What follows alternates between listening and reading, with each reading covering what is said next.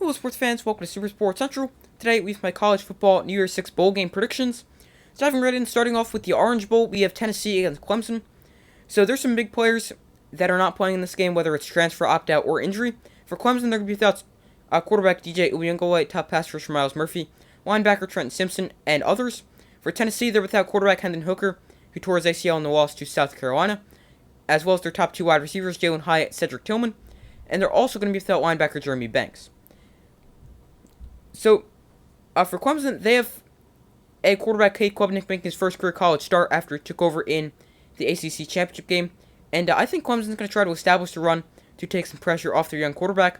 But it is very difficult to run the ball against the Tennessee defense that only allows 111 rushing yards a game. For Tennessee, offensively, they have an up-tempo offense that includes a lot of explosive plays through the air. But they also need to be able to run the ball to get into a rhythm. And it's pretty difficult to run the ball against the Clemson defense. They give up 101 yards per game on the ground. So I could see this game going either way. I would take Tennessee because the Clemson secondary has been pretty bad all season long. But Tennessee is a quarterback that hasn't played a ton in Joe Milton. I do think Milton's a very good player, but he's also going to be without his top two targets on the outside in Jalen Hyatt and Cedric Tillman. It's a true coin flip for me, but I'll take Clemson getting the win in a close, exciting game, winning this game closely by a score of 37-34. Up next, we have the Sugar Bowl, and that is Kansas State against Alabama. So, for Alabama, stars Bryce Young and Will Anderson Jr. will play in this game, even though they are going to go to the NFL draft, and most likely going to be a first-round pick. Most likely going to be top 10 picks. But I think Alabama's the better team, but Kansas State's also a very good team. They're underrated. They're good offensively, good defensively as well, but I think Alabama's just got the big-time players that Kansas State doesn't have, and I'll take Alabama winning this game 34-21. Up next, we have the Cotton Bowl. We have USC against Tulane.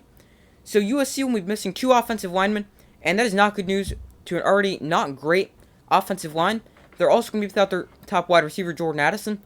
Now, the good news for USC is Caleb Williams will play after he suffered a hamstring injury in the loss to Utah in the Pac-12 championship game.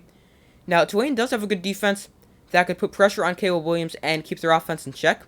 Tulane also has a good rushing attack led by running back Tajay Spears.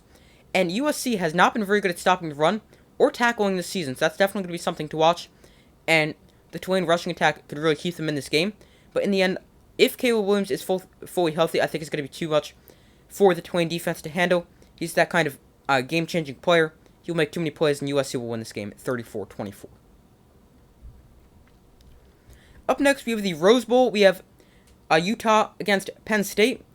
So Penn State will be without wide receiver Parker Washington, corner Joey Porter Jr., and Utah will be without running back Tavion Thomas, tight end Dalton Kincaid, and star cornerback Clark Phillips.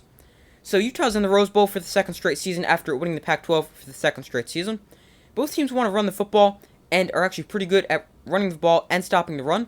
So for me, this game comes down to who's going to be able to throw the ball better. And both teams will be missing some good targets. But I think Utah has the better quarterback in Cam Rising, and I think he's going to make more plays, leading to Utah getting the victory over Penn State in the Rose Bowl at 31-26. Moving on to the college football playoff semifinal games, we have Michigan against TCU in the Fiesta Bowl. So TCU is in the college football playoff for the first time, and Michigan is looking to win their first playoff game after getting destroyed by Georgia last season. The key for TCU here is to stop the Michigan rushing attack. Michigan has been a dominant team on the ground all season long. They average 243 rushing yards a game. Now, Michigan is without star running back Blake Corum, but they still have Donovan Edwards, who's a fantastic running back. And TCU isn't the greatest at stopping the run, so that could definitely be a problem for their defense. TCU is a great offense, but they also face an elite Michigan defense. They have the third best rush defense in the nation, as well as one of the best scoring defenses in the nation, and a good pass defense as well. If TCU wins this game, quarterback Max Duggan will need to have an unbelievable game, both as a passer and a runner. I could see this game going either way, but I think Michigan is just a bit too good for TCU. And I'll take Michigan because of their defense specifically. Michigan wins this game 30-24. Moving to the other semifinal game, we have the Peach Bowl. We have Ohio State against Georgia. So Ohio State's dealing with some injuries. They're without star wide receiver Jackson Smith-Jigba and running back Travion Henderson. Their other running back, Mayan Williams, has been banged up, but it seems like he's going to be good to go. So this is a very interesting matchup. It is nearly impossible to run the football against an elite Georgia defensive front. And Ohio State has ran the ball more this season than they have in recent seasons, but they don't need to run the football to find offensive success because they have a great quarterback C.J. Stroud and an outstanding wide receiver duo consisting of Marvin Harrison and Emeka Mbuka.